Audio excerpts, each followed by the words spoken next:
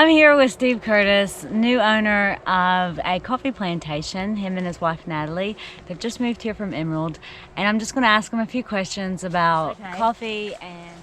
All right, hey Steve, so what type of coffee do you produce here on this farm? So we grow Arabica coffee, so all coffee in Australia is Arabica coffee. There's no Robusta coffee grown in Australia at all. This particular variety is called bourbon, and there's some other stuff up further on the farm. It's a variety called Geisha.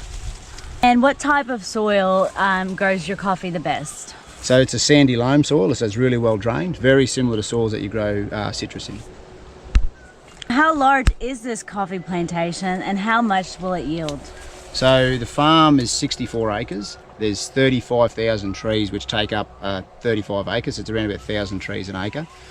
This will yield, this year, we'll get around about 6.5 tonne of coffee off it, of roasted bean. Okay, now we were talking about roasting earlier. Now, how often do you roast compared to other people around the area? We roast every day, so our coffee, we roast our coffee every day, so it's fresh and it's that is what works for us. And who buys your coffee? Currently it's about a 50-50 split between businesses, so we have coffee shops and people with coffee vans and stalls and then markets and whatnot, and the rest of the coffee is just business to consumer, so people come in and buy a kilo of coffee for their home consumption. So how much will one of these plants produce? Currently they're probably a little bit, they're not producing as much as they should. They're around about 1.6 kilos of, 0.16 kilos of roasted bean per annum, and we'll get them up to around about 0.3 to 0.4 kilos for the, get a bean out of there. Whoop, there it goes. He's gone. There's yeah, this what's the little beans inside. So we'll have to, that's what happens when they depulp them, then you dry them, and then you hull them, and then you roast them. Yeah, righto.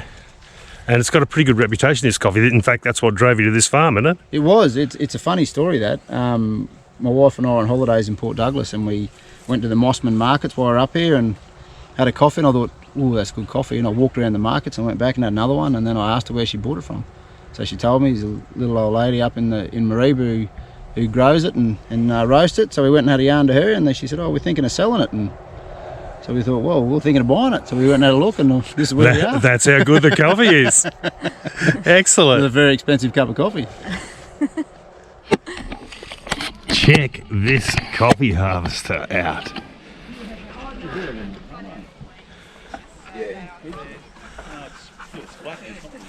FMC.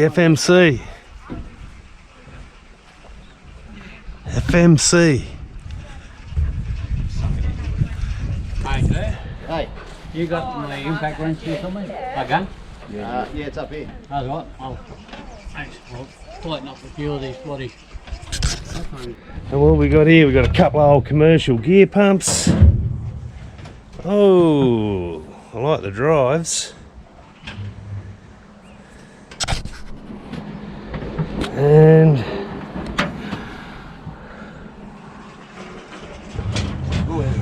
oh, Mercedes-Benz engine. Yep, she's away. Steady, Steve.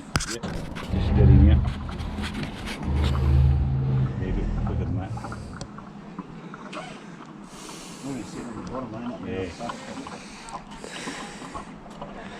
All right, and the beans get taken down the bottom and then sucked up with a blower. Yeah, elevators there. Yeah.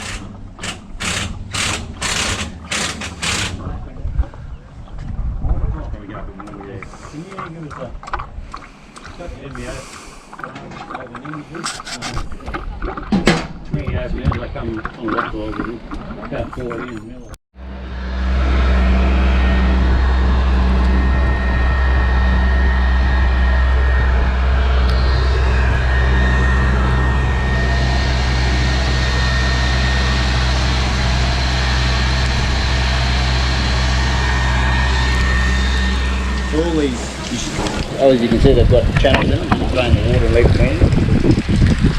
Yeah. And so by the time they go in there, they've got the red pulp off them? Some of it. So most of it, yes. It's all been depulped, but there will be some red pulp left. Right. And then what you do then is you go and take it and dry it for a week. Yeah. And then... Yeah, okay, let's leave it, fine. And then over in the shed over there, we've got a hulling machine. Yes. So once it's dry, it goes through the hulling machine, and then what you end up with is green beans. Yeah. And that'd be a very noisy machine, a hulling machine, wouldn't it? It's not too bad. Not too bad. So it's got a couple of elevators, a shaker, and a trommel, because it sizes it in the trommel. Okay. So you get partial bean that's a bit broken. Yeah. So you roast it and you grind it. But if you want to sell this roasted beans, they're your bigger, fuller, better looking beans. Yeah. But all the other stuff you just grind. Right. Yeah. Do you roast it? Yep. You do? We've got a shop in town with like a Petrocini roaster. Yeah, right. And we sell ground coffee. Right, okay.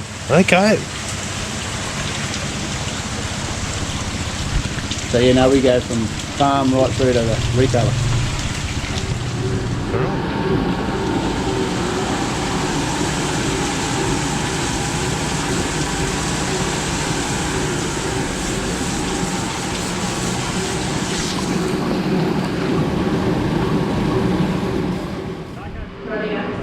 Oh, so they're the green beans. Yeah, she's going to show us. You got to ask questions. Yeah. I'm sitting here with Nat Curtis, the owner of Domigo Coffee, and we're just getting ready to roast some beans. So Nat, tell us a little bit about the roasting process. Roasting process is pretty simple. This roaster is a very special one. It was built for this company over in Italy.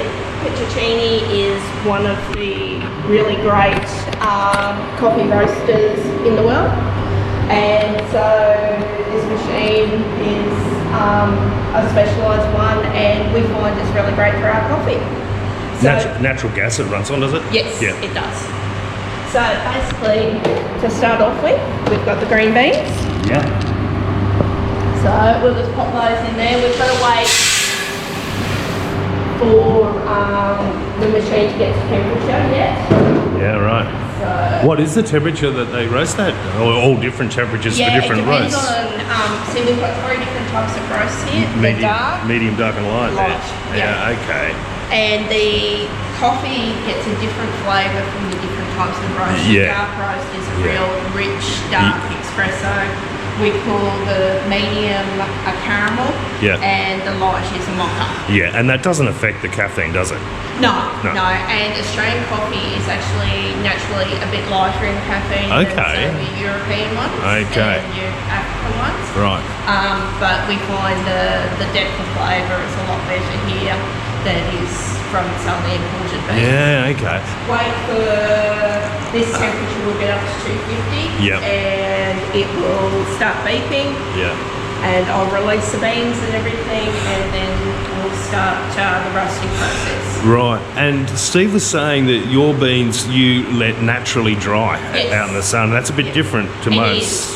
It is to most people. We find it gives a better flavour. Yeah. You lose a lot of that bitterness that happens with chemical drying. Okay. So, and we also, the way we process our coffee through our wet factory and everything is a little bit different. Yes, which I think, once believe again, that. Gives a great flavour to our coffee. Yeah. That fermentation process is different for sure, isn't it? Yeah. Yeah.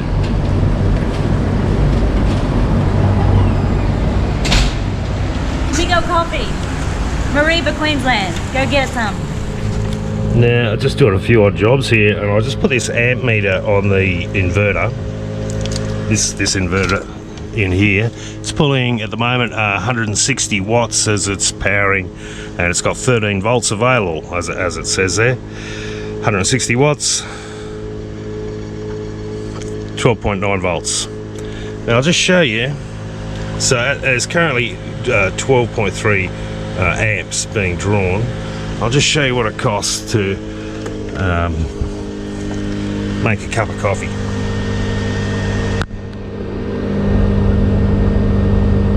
There's 156 amps of power coming out of those batteries. Now, when you see it drop off, that's when the heating element cuts out. That's the heating element for this little coffee maker here, so it's ready to go. I'll push the button and it'll start making coffee,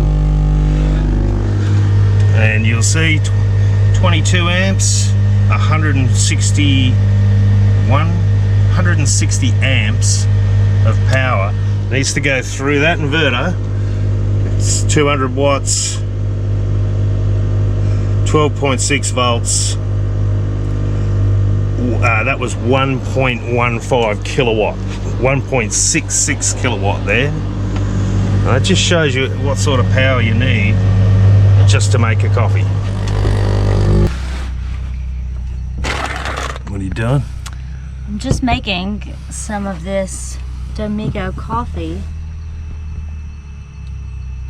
from Nat and Steve's coffee farm.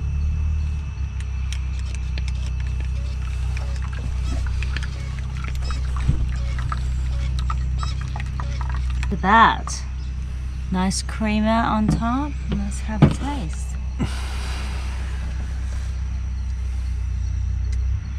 Mmm. Delicious. Good coffee. Pick some up today. Domigo.